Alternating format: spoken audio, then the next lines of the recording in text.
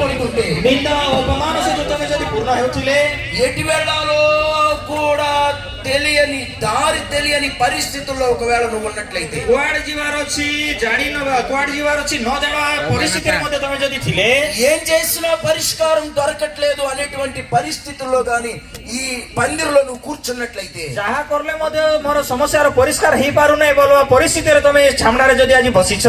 ఆత్మ తండ్రి మాట్లాడుతుంది నీకోసం ଆତ୍ମିକ ପିତା ତୁମମାନଙ୍କ ନିମନ୍ତେ ଏଇ ପ୍ରକାର କହୁଅଛନ୍ତି పరిశుద్ధాత్మ తండ్రి మాట్లాడుతున్నది నీకోసమే ପବିତ୍ର ଆତ୍ମା ପିତା ତୁମମାନଙ୍କ ନିମନ୍ତେ ଉପଦେଶ କହୁଅଛନ୍ତି కనుక స్నేహితులారా ସେଥିପାଇଁ ପ୍ରିୟମାନେ